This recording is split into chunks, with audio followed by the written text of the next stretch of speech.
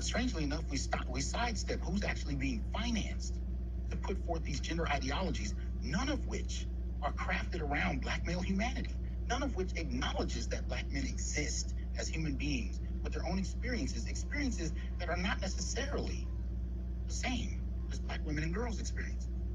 They don't have to be antagonistic, but there is an antagonistic tone that comes about when you continuously sideline black males, silence them, and then eliminate them from the academy, eliminate them from being able to participate in gathering resources that might work to their benefit, and most importantly, eliminate them from being able to craft ideas that suit other black males, be they in the academy or not. It's not how you advance in the academy. You advance in the academy if you're in this black gender space by breaking down and dismissing black men. You don't get rich speaking well of black men. You advance by tearing them down. And this is why I consider this black gender discourse, most particularly since the 1980s, but we can go back to the 1970s as well. We can talk about the Combahee River Collective, their contributions as well. The advocating for women and girls is not my problem. The dismissal and dehumanization of black men and boys is, and those two became synonymous in very particular types of black feminism that have been popularly espoused and reinforced and financed by wealth. And so people take issue with the manosphere. And what is the manosphere exactly? You're talking about a collection of black men on social media who built their own platforms from nothing. Every piece of equipment in this office that I wish I could show you, from computer monitors to the main computer itself, to the microphones, to the mixers, to the lights, every single thing in this office that I've used to broadcast my little tiny show with less than 30,000 subs was paid for by the brothers who watch my show, which is over 98, 99% black male, or at least male. No, black male. It's paid for everything here. There's no corporate financing. There's no university grants. None of this. This was all paid for by black men who watch and support the show. That's grassroots. So if we're going to talk about hegemony, who's paying for this? Where are the resources coming from? Where these guys online are such a threat?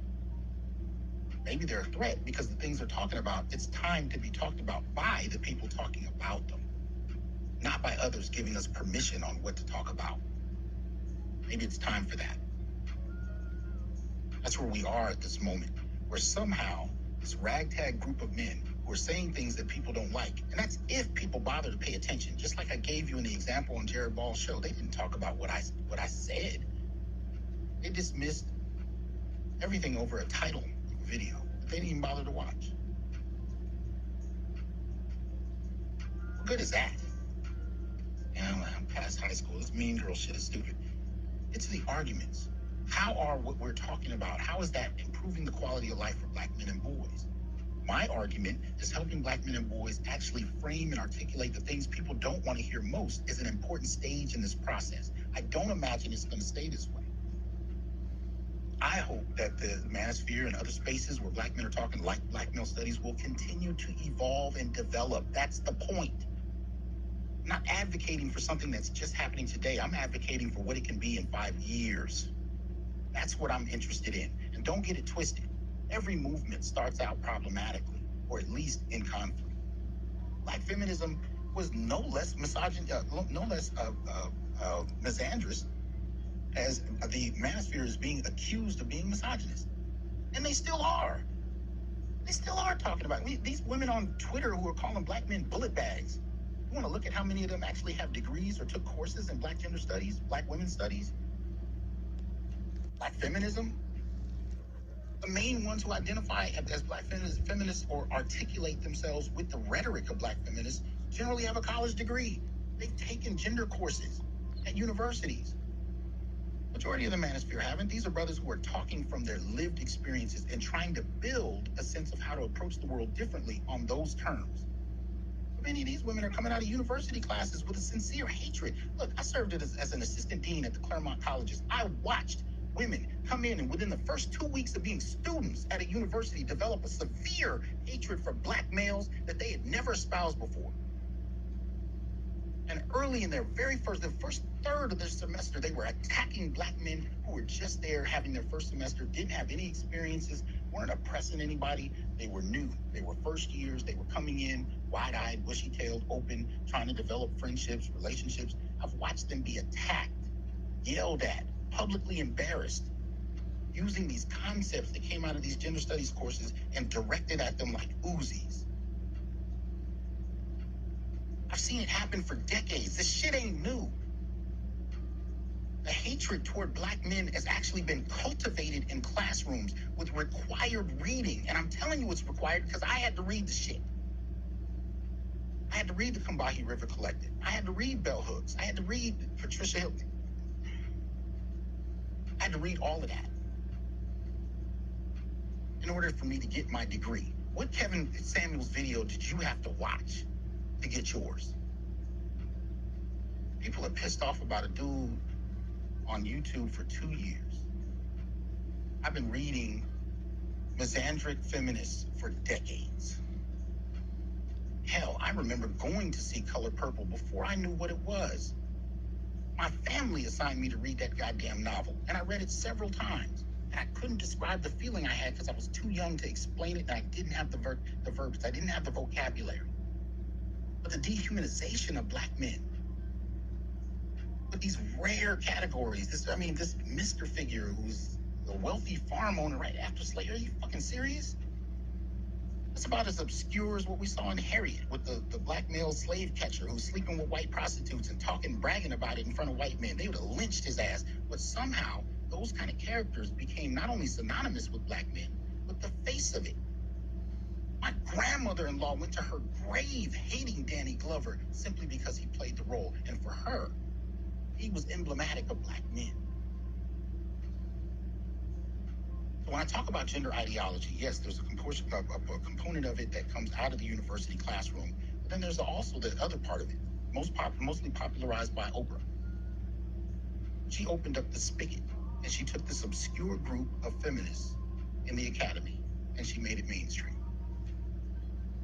And we've been watching films, movies, and plays, reading books of it ever since.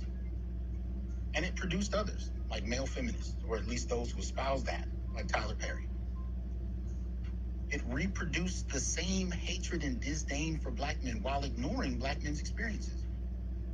When black men's rates of abuse are the same as black women's, nobody thinks about that because we've only heard the rhetoric about women's victimization. If you read the Man Not, there are years where black men's abuse rates were higher than black women's. Nobody knows. Nobody talks about it because we can't conceptualize black men as being anything other than villains, sexists, patriarchs, so on and so forth. So I applaud black men who are stepping away from the judgment, the shaming, the maligning of their character, and actually trying to have conversations that are at least an attempt at some kind of pure sense of their own experiences, regardless of what others think about it, as a basis for starting a conversation with other black men. That's the other component of it. I learned that to do this work in many respects, I had to actually talk to black men. And other people who are in here are not my priority. If you're not black and male, then you're welcome here. But the people I'm talking to and about are black males. That's the starting point. Those are the people I'm talking to most. If you want to participate in that conversation, then you can do so with some degree of, honor, purity, some truth in terms of why you're here. You can engage. If the only reason you're here is to cause, havoc and chaos, you can get the fuck out of here. You got plenty of other spaces that already reinforce that. You don't need to be here for that. I'm talking to black men. Because when you look at this list of policies that I put up, none of this shit is accidental. None of it. These are the policies that shaped black male life. That impacted everything from what opportunities you had and didn't have, to what kind of family structure you grew up in, what role you could play in it, what role you could expect to play in it. All of this was already impacted by policy. And that's the point I want to talk about. I'm not really as much on dealing with dating issues. There are other people to do that. They're better trained for it. Great. I've had those issues. I can understand what's being said about it, but my concern is how have we shaped human behavior in the Black community using policy over the decades? And what does it shape us into? I argue the hatred of Black men, the misandry, is rooted in a response to these policies here. But I'm adding to this list number 9, gender ideology. Espoused in universities, popularized in mainstream culture, it produced and reproduces a hatred toward Black males to a degree I've never seen in my life. Some of the things I'm hearing and seeing now. And when you get down to it, you got male feminists that have no problem attacking other Black men over the slightest indiscretion they consider an issue, but will stand next to noted misandrists and ignore the shit.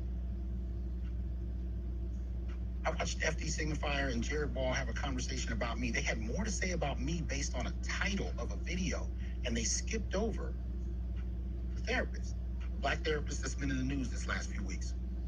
FD actually brought her up. All he had to say was, well, there's a distance between feminism and Black men, and then went in on me. I've never talked to the dude. I don't know the dude. He clearly didn't watch anything. I'm not saying he would agree if he did, but at least if you're going to argue with somebody, have the wherewithal to at least listen to what they had to say to decide what you agree with and what you don't. But the fact that you couldn't critique Black women, that's the fundamental issue, because when I was a Black feminist, I couldn't do it either. And part of the other issue to that, too, is how we are introduced to Black feminism. Many of us come into these universities, and as I showed earlier with the data, when we look at the present, look at the numbers of who's there, they're overwhelmingly, in Black spaces, women. Usually when I have a conversation with a Black feminist, we get down to a male Black feminist, we get to the core of it, there's a mother figure or grandmother figure that they ran into at these universities.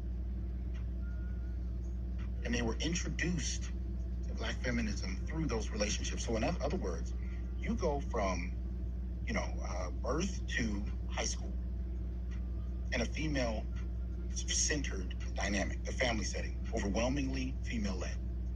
You go into your K through 12 classes, again, overwhelmingly female-led. Many of those spaces, 90% of the teachers are female. Then you go to college, for the percentage of those that do, again, predominantly female space. And if you're if you're Black in the academy and you're participating in Black spaces like Africana studies or anything of that nature, again, overwhelmingly female-led. And you end up with a mother figure or a grandmother figure that brings you into gender studies using this ideology, and how you don't imagine that this could be something that's problematic for men, because you're used to taking nothing but direction from women and girls, most particularly women, but it is what it is. It just smoothly kind of goes along, and you ignore the impact that it actually has. And so when you do start to question, you actually feel wrong for doing it, because you've not been taught how to question in any other way. What you've been taught is to agree and defer to women because you're supposed to. And if you question it, you can be silenced, you can be canceled, you can be dismissed, and usually this dismissal comes with terms like misogynist and so on and so forth. I argue that this is a type of brainwashing. And that sounds like hyperbole, but it really isn't. When you look at who's in the classroom, when you look at which ideologies are acceptable and which ones aren't even allowed to be developed or talked about, I think I'm here. I can't talk about these ideas in the academy. Nobody's willing to do it in public unless it defers to a Black feminist, framework. Then it's acceptable. But men actually talking about gender in terms of Black men's experience, particularly heterosexual Black men's experiences, no, that can't happen. Not without getting your hand slapped or canceled. So I actually go where the brothers are and I have the conversation. And it's a process. So anyway, I'm going to do this because they just delivered a package I got to grab. And I'm supposed to attend another meeting that's already started. But I had to say a few words about this because when I really thought about it, there are at least 9 practices and policy-based behavior that shapes, in many ways, this experience we have and bolsters the gynocracy that people don't want to argue exists. You dismiss the concept without even entertaining it simply because it's not acceptable to black feminists. But again, look at who's getting the degrees. Look at who's in a position of authority, especially when you talk about representational politics, representative politics. When you look at these kinds of frameworks, who's in control of the family, who's the decision making, who gets custody of the kids, right? BGS talks about this as a classic example of whether or not you're dealing with a patriarchal society. Who gets custody of the kids? In each of these dynamics, you're not talking about black men. The only way we're in a position of authority is in the realm of stereotype. And that authority is rooted in these assumptions and declarations of black men being abusers. When you actually start looking at the rates of abuse in depth, it's only acceptable to talk about abuse as long as you toe the company line.